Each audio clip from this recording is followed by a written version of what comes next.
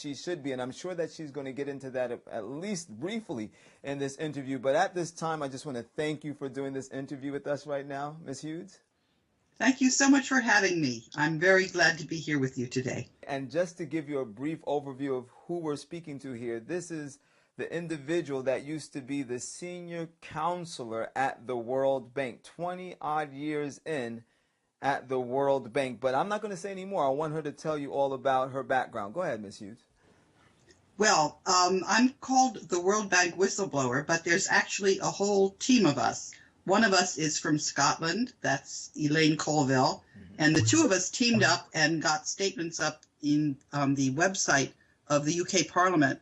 The last statement that we got up was in July, and there Elaine answered the question whether the UK Parliament was protecting the public in the UK and was answering complaints of its people by saying absolutely not. She had spent about 3 or 4 years complaining to the Ombudsman, the Prime Minister. She just exposed the whole government in the United Kingdom. Wow. Now, I had met with the UK Serious Fraud Office in 2010, and after that, the Serious Fraud Office called up the Securities and Exchange Commission, which stonewalled.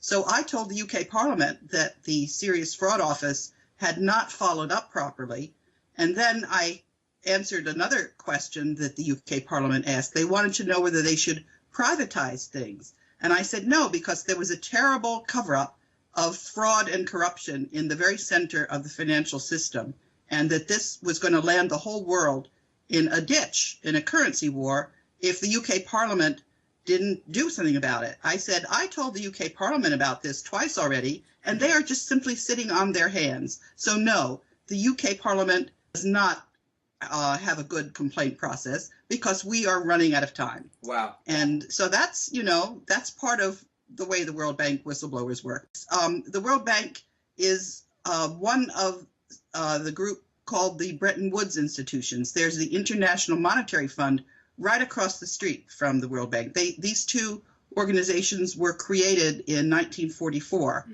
by 44 countries. Right now, they're 188 countries. Right. And when this corruption hit, and by the way, I did just what a lawyer is supposed to do inside one of these organizations. The World Bank issues bonds on the capital markets, $180 billion worth of bonds. So all of the governments of the world are responsible for cleaning up the corruption. Now, if I can just stop you for 1 minute, that's the whole reason why you're not with the World Bank anymore, because you were doing your job as a lawyer and you were speaking out about the corruption that you saw taking place within that institution. Can you talk a little bit about your run-ins with the individuals over there as you were trying to do your job? Yes, I certainly can. And let me tell you that there are people who have been helping all along, and the number of people that have been helping has grown by leaps and bounds, because one of the things that the World Bank is it's a knowledge bank. And there was a very accurate modeling tool that was actually developed in the Department of Defense. And Jacek Kugler is a political scientist who came to the World Bank, and I was very curious about what he had to show to the rest of the world. Right. And so I took him with me to Ghana, and then I asked him if he would give me a freebie and model rule of law. And that was in 2004. And this model is very, very accurate. It's got a track record that if there's ever a dispute between the intelligence analysts and the model wins hands down every time. So I modeled rule of law, and it was just inside the World Bank. But guess what? The World Bank is kind of like a microcosm. It's a reflection of the whole world politics inside one organization. It's like a co-op, but the countries don't just have one country, one vote. The votes are weighted. The United States is the most powerful country. It has a 16% vote, and then the other countries have smaller shares. But so when I was modeling rule of law at the World Bank, I was actually also modeling rule of law inside the whole world. I hadn't understood that. I thought the corruption that I was reporting was just a problem internal to the organization. I thought it could be solved. But then when the U.S. Congress asked the World Bank to solve the problem, and then they fired me, I realized that there was a bigger problem behind that corruption inside the World Bank. And I'll cut right to the end of where the problem is, Okay. because it's been kind of like going up in an elevator. You think you've solved the problem, and then it turns out there's corruption behind that corruption. Behind the veil, per se. Yeah, it's like peeling an onion to get to the inside to see where all this corruption is coming from. And where did you find the paper trail led to? Well, it's also the money trail. You know how they say follow the money? The money trail, that's right. Yes. So there's the best university in Europe is called the Federal Institute of Technology. It's in Zurich, Switzerland. That's correct. Okay. Yeah, and there are 3 mathematicians who took accurate data on who owns the world's companies. There's 43,000 of the transnational corporations who have shares traded on the capital markets. Right. And they found out that there was a secret super entity, mostly bankers. So you've got Goldman Sachs, you've got Citibank, you've got Bank of America, you've got, Deutsche Bank. But it turns out that these banks are actually all one bank. Wow.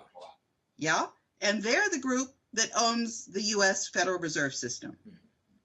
And they also have seized control of 60% of the annual earnings on the capital markets and 40% of the value of these companies. But they didn't do it by investing a lot of money. It's a lot of money, but they have 10 times more the power that you would actually expect them to have. And they did this very cleverly by having the same directors go from one of these companies to another. And to answer your first question, they also control all of the media. They control the television programs, they control the press, they control the movies. And so you're being brainwashed every single day of your life. And when you're trying to find explanations for what's going on, the first thing you need to do is to disregard what's ever on the news or written on the headlines, because that's just to trick you and to keep you ignorant. I can give you another analogy, and it's a very good analogy. Think of The Wizard of Oz. It was written by, I forget his first name, Baum. Right. He was writing something to educate people about what they needed to do for their money system. And so the yellow brick road, The economy. that's gold. Mm-hmm. Yeah. And the Wizard of Oz is those groups I was telling you about that control the capital markets. They are the screen that the Wizard of Oz had. Right. That's what your media is telling you. And the dog Toto that pulls the curtain aside, that's me and the rest of the World Bank whistleblowers. And the world is now looking to see what the Wizard of Oz has in store for them. So let me ask you a question, because recently it just came out into the news that several billionaires in the United States of America, like John Paulson, Warren Buffett, Soros, they're beginning to take all their money out of U.S. stocks. I think Buffett just got rid of about 19 million shares of Johnson & Johnson, and then you have Soros that's gotten rid of almost all of his bank stocks, including in JP Morgan, Chase, Citigroup, and Goldman Sachs, which you just made mention of a minute ago. Is there something that they know that we should know? Yes and no. They've got a playbook, and they think that they're going to make the markets crash. They think that the U.S. dollar is going to become worthless. They've got a whole scenario worked out. Is that the direction that this super entity is trying to move our economy in right now? Are they trying to crash the U.S. dollar?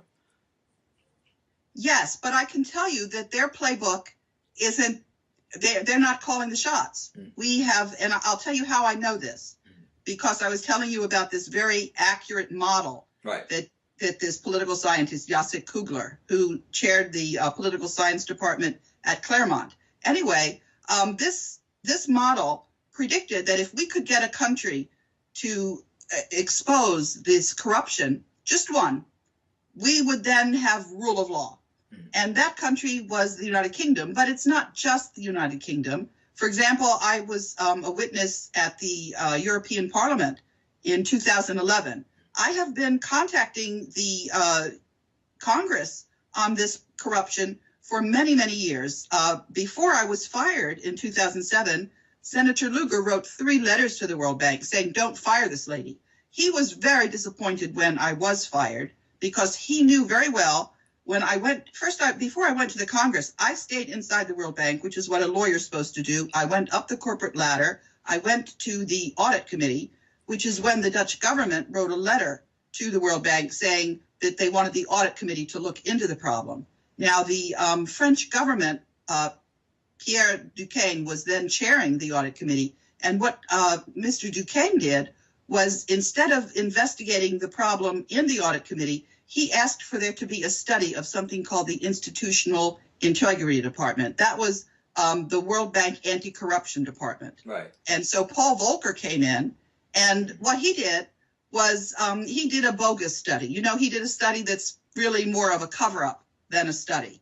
But in the meantime, all of the people that were working for the Institutional Integrity Department were trying to tell him what was really going on, and they were getting fired and intimidated. So there's a newspaper article. I don't know if you know Common Dreams, but right. Common Dreams has talked about what the people inside the Institutional Integrity Department were trying to tell Paul Volcker. And those people ultimately ended up getting compensated. But in the meantime, the Volcker panel study, which said that there was no corruption inside the World Bank, the U.S. kept pretending like everybody believed it. But what was actually going on was, at that point, there was a president of the World Bank, Paul Wolfowitz. And Paul Wolfowitz, when he came in and became president, he gave a huge pay raise to his girlfriend, Shaha Riza. And the board didn't like that. So they were firing Paul Wolfowitz, except that, do you remember what happened to Eliot Spitzer, the former governor of New York, who went to the New York Madam and then he had to step down? Right.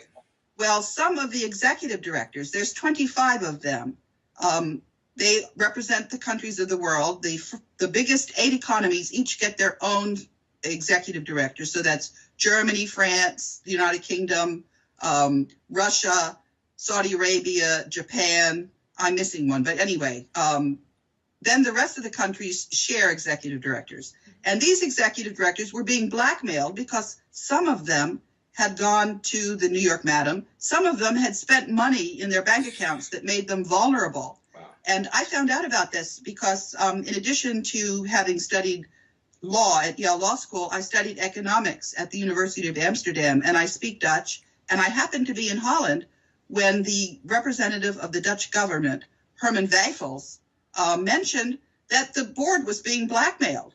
And then the next day, his predecessor, who was named Ad Melkert, and Ad at that point had left the World Bank board and was working at the United Nations Development Program. Anyway, Ad went on a television show in Holland, and they asked him, they said, Ad, were you being blackmailed too? And he said, well, I'm a boring guy. He said, but I knew other people on the board, and they certainly were very upset at this. So I came home, and I went to, first I went back to the Senate, and Senator Lugar's staff said that I should go to the Treasury Department. So I went to Kenneth Peale.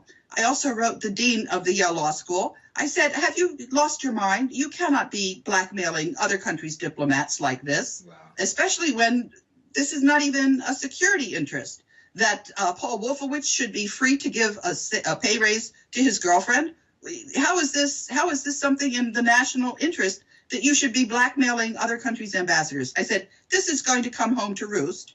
And I had spoken with Chuck Hagel, who was then the senator of Nebraska, and I was telling him how this model was warning us that we were going to lose our leadership. We were going to lose something called the Gentleman's Agreement, which was an agreement that the president of the World Bank would always be appointed by the United States. Just anybody we wanted, we said it, we'd get it. And the same thing for Europe. They would get the managing director of the IMF, International Monetary Fund. Now, these 2 organizations, they look like they're separate, but they're really, for all practical purposes, they're just 2 sides of the same coin. They have the same board of governors. That's the ministers of finance or the ministers of development from all of the 188 countries. Those people come together twice a year, And then you've got the board that's resident. And I said it's very clear that the way the rules work inside the World Bank, and because of this analysis that I had on rule of law, I said we're going to lose our leadership position. And I was so certain that that warning was going to be enough. But because of what I was telling you about the super entity, the cabal, right, that's actually hijacked the World Bank. But guess what?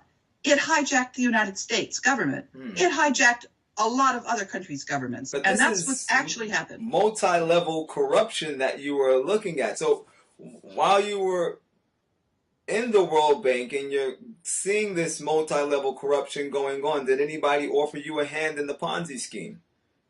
Well, it's only relatively recently that people have started offering me anything. And every time that happens, it's not that I'm uncorruptible.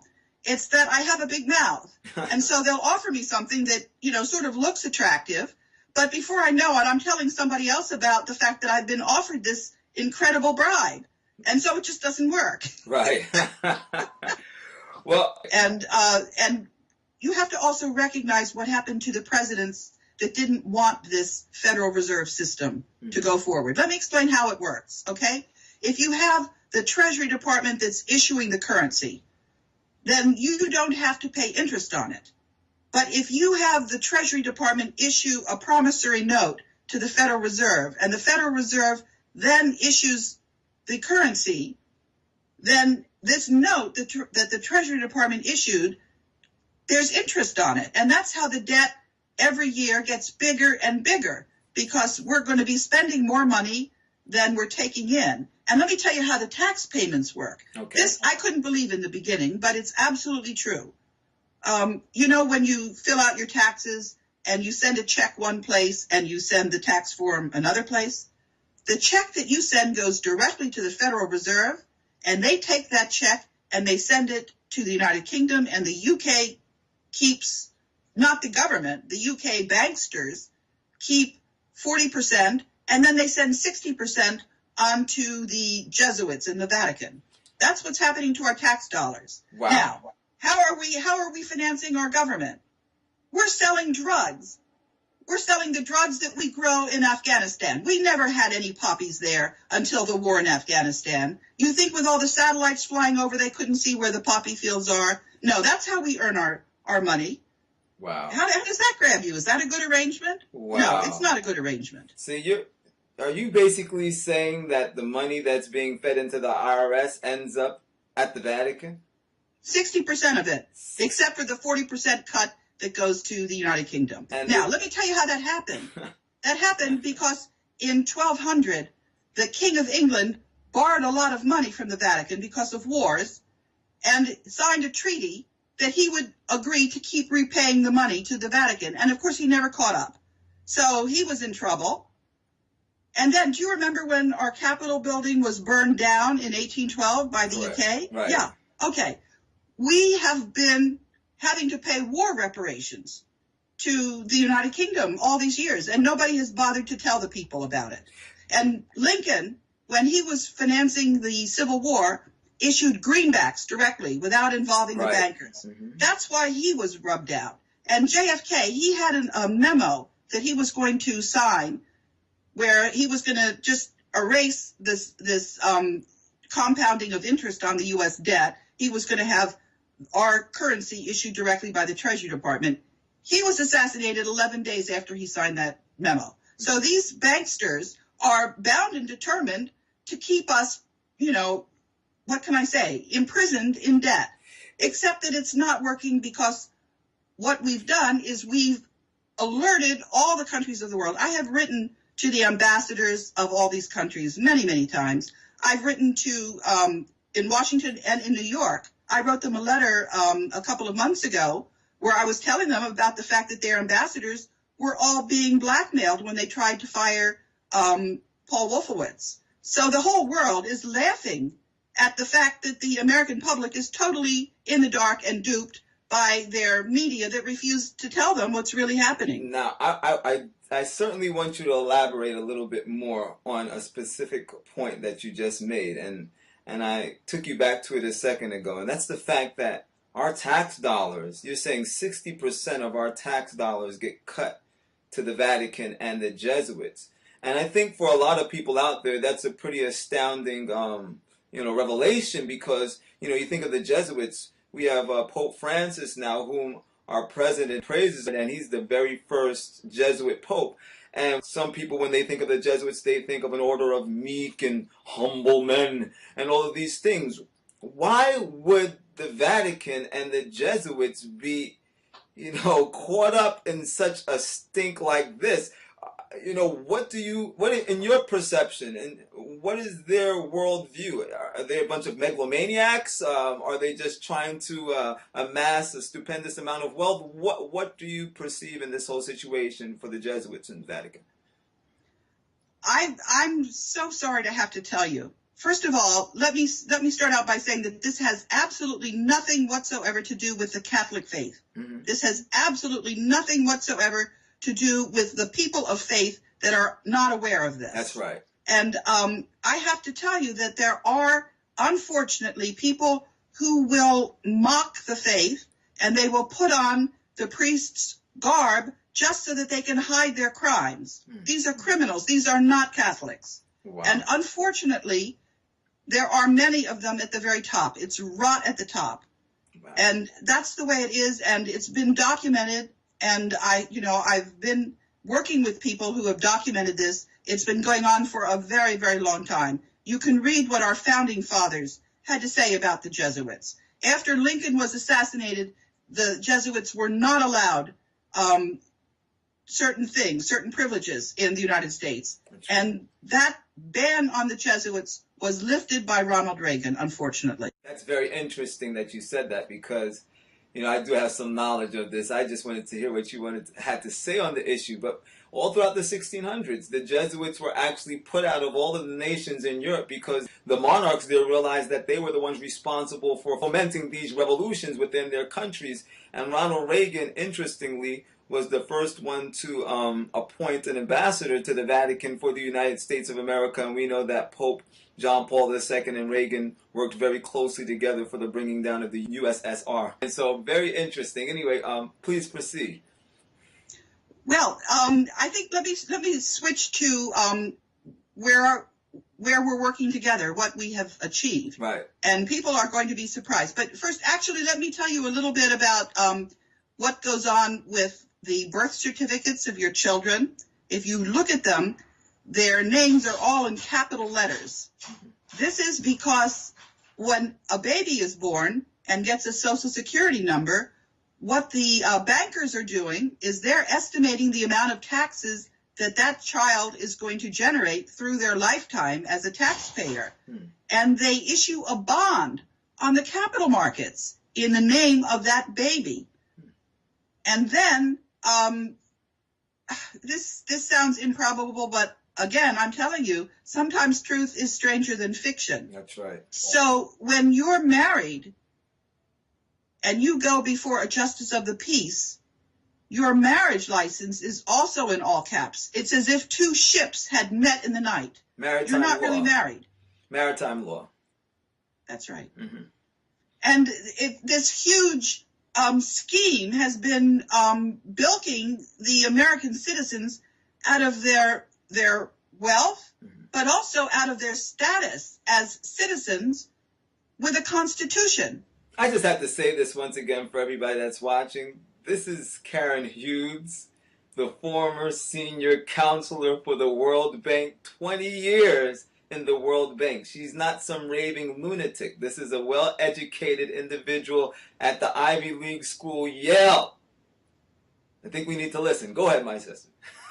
Well, the United States is not the only country that has been, what can I say, put in this terrible situation. It's called state capture. Yes. But it's not hopeless. As a matter of fact, we're winning. We're taking our republic back. And the way that we are doing this is, it's just beautiful. It's more beautiful than you can ever imagine.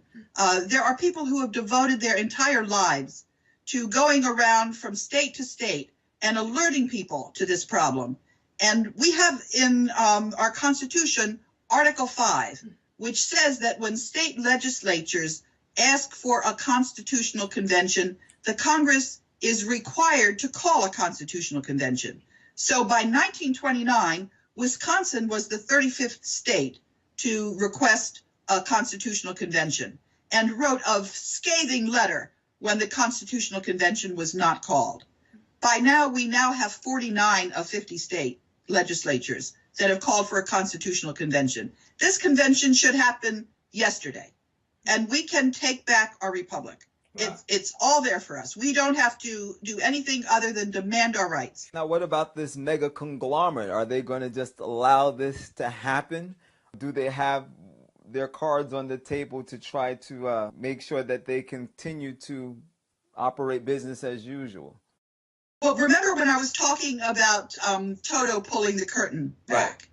People are now looking at them and seeing what they're doing. So I'll tell you what happened last week. Two things. One is that all of the Congress was told to get on 4 airplanes, military aircraft, and fly to Florida for the funeral of one of the members of Congress. And I've been working together with a group of people that call themselves Able Danger. That's named after an agent that was working to try to prevent false flags. And anyway, so we warned Congress that if they got on those aircraft, one of two things could happen. It could be diverted to a prison. It could be diverted to Guantanamo Bay, or it could crash those military aircraft. And we advised them not to go. And as a result, only 30 Congress people did go. So, we're working the problem. And Karen, why doesn't any intelligence agency get neck deep into this thing, like the CIA? They are part of the problem. Now, when you say they're part of the problem, expound on that a little bit. When the CIA was set up, it was set up with a special job to guard the world's gold. There's a lot more gold than people know about 3 or 4 times what people are officially told. Right. And a lot of this gold is on deposit all over the world. There's 170,000 tons in the Bank of Hawaii. That's more than people say is in existence on Earth already. Yeah? Right. And the CIA was set up to guard that gold. Wow. It wasn't even supposed to be for the United States alone. It was supposed to be for that special purpose. But they lost their way, the CIA. Well, at least why doesn't the CIA at least spank the Jesuits on their hands? What's the situation with that? Because the Jesuits are in charge of the CIA. Wow, that's a big revelation there. Wow, you've said so much. I'm going to continue on this line because you made mention of Lincoln and him actually moving in the right direction for our country, issuing greenbacks, and because of that, he ended up in a casket. Then you have JFK, and he was trying to move our nation back in the right direction as well. Interesting enough, first Catholic president, and he ended up body bagged.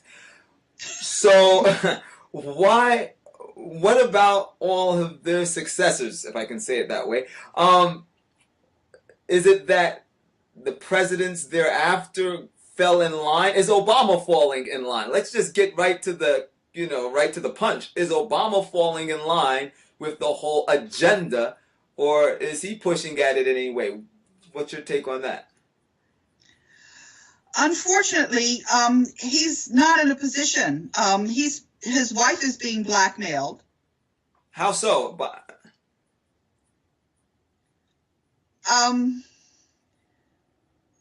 Because she has fallen for some what they call honey traps. Wow. In a hotel with 2-way mirrors, she has been compromised. I know what a honey trap is. Wow. That's... And there are other things involving him. His mother was a CIA agent, and he was raised in a way that made him a person who would trap people with honey traps. That was his mother's job in the CIA, to entrap people in hotels. Wow. That was a huge bomb. I have one that's even worse. I'm listening. Okay.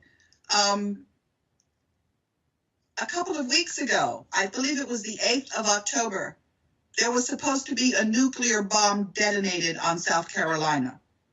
And 2 Army generals made sure that that bomb went off the coast, 600 miles off the coast, and detonated undersea. And those military officers were fired. And now, at this point, there are about 180 generals and brass that are being fired. These are the people that are protecting the citizens of the United States. And a good evening to you on this Friday night. And we start with a developing story, a shakeup at the highest levels of the U.S. military. A top general in charge of nuclear weapons fired, and this comes 48 hours after another top military commander was dismissed.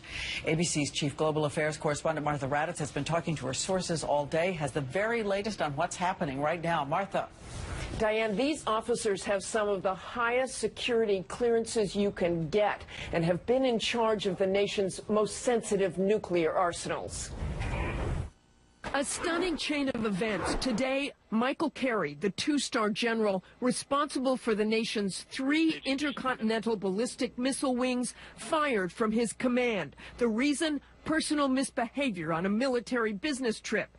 This comes just 48 hours after President Obama himself relieved the number 2 in command over the nation's nuclear arsenal over his suspected use of counterfeit poker chips. These follow an alarming string of general officers losing their jobs this year for inappropriate behavior, misconduct, or lack of leadership.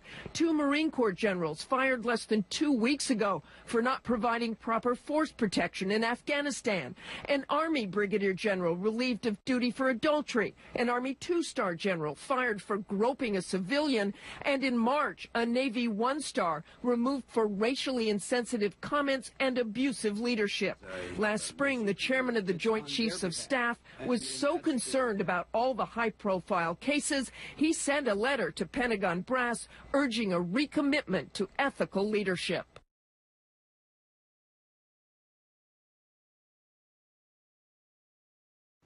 And that's why they're being removed.